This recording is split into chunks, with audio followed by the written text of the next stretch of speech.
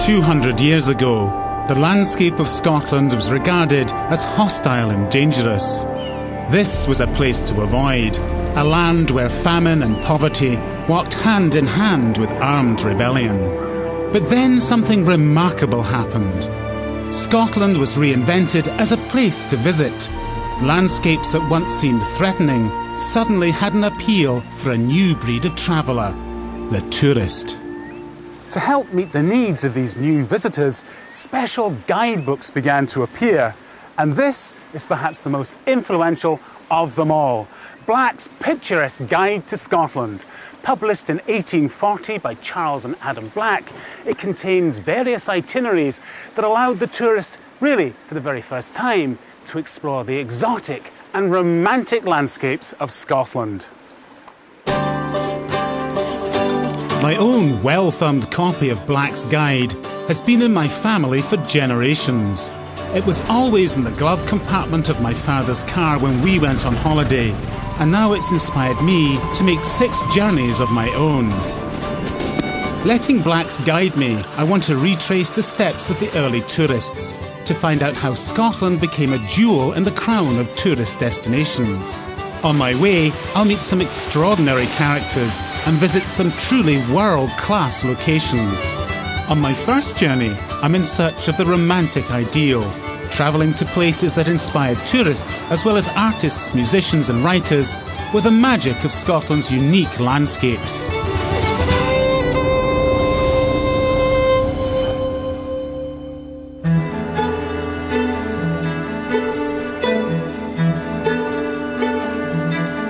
My first excursion takes me into the heart of the Trossachs, where I hope to unlock the area's romantic secrets before travelling north and west to Oban, Mull, Iona and on to the fabled island of Staffa. Iona Abbey was restored in the 1920s and 1930s, but when Sarah Murray came here, the great ecclesiastical buildings were in ruins. Now, if anything, this made them even more attractive to the Victorian tourists who came after her. There was something exquisitely romantic about the shattered remains of a lost world, and walking amongst the broken stones, some tourists felt close to the Celtic twilight of myth and legend. They were also moved by the idea of Iona as the cradle of Celtic Christianity. 1600 years ago, St Columba arrived from Ireland, bringing the faith to the heathen. This struck a chord with Victorians, who were inclined to describe the ambitions of the British Empire as illuminating the darkness. Iona, like Imperial Britain, was a civilising beacon in a vast sea of superstition and ignorance. High-minded ideas like this brought Thomas Cook to the island. Standing in the ruins, he educated his tourists about the strengths of religion, the evils of drink, and the frailty of mankind. But Cook's doctrine of temperance wasn't to everyone's taste. There was another, wilder destination to head for, one that spoke to the seeker of the romantic ideal. In 1796, Sarah Murray braved the elements and made the pilgrimage to visit the most dramatic and sublime spectacle on Scotland's west coast, the island of Staffa. Getting to Staffa has always been something of an adventure. The island lies 8 miles off the west coast of Mull, and even on a calm day, the swell and the tides make for a bumpy and exciting crossing. But why would a small, uninhabited lump of rock lying in the turbulent North Atlantic become a mecca for early tourists? Well, the answer goes right to the heart of the romantic ideal and the romantic way of seeing the world.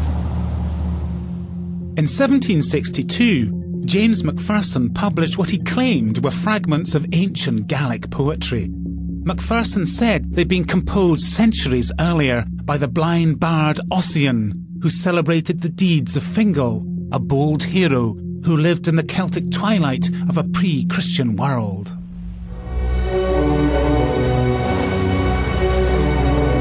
In 1772, just 10 years after the publication of the Ossian poems, the explorer James Banks of the Royal Society was forced to shelter from a storm and discovered the island of Staffa and its unique and marvellous cave. Although Banks was a scientist, he was greatly influenced by the romantic cult that had grown up around Ossian's poems and named the great cave Fingal's Cave, and you can see why. It's a place of truly heroic proportions.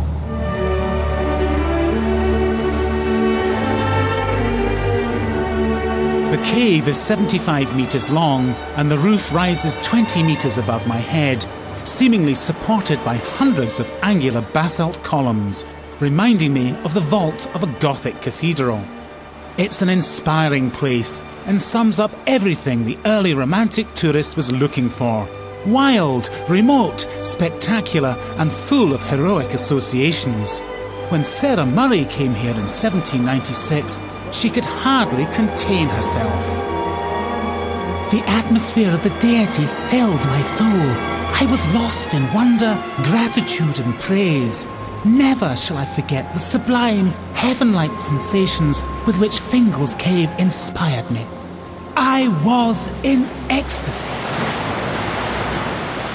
Just about everyone who considered themselves to be someone made the difficult journey to this improbable rock in the Atlantic. Artists, writers, composers and musicians came to gape in awe at the sublime power of nature.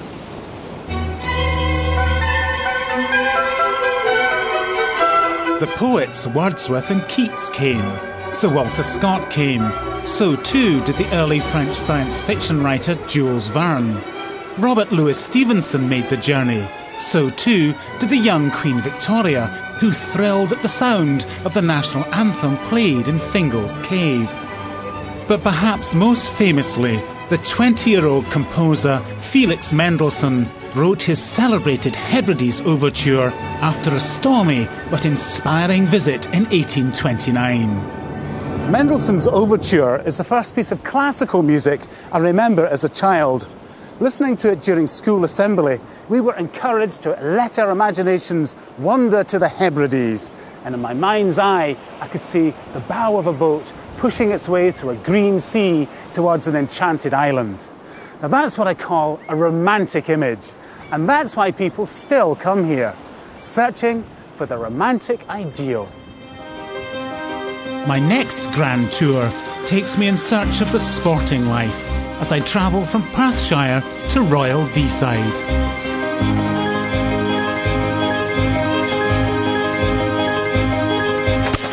And that's at the same time next Wednesday evening here on BBC One Scotland.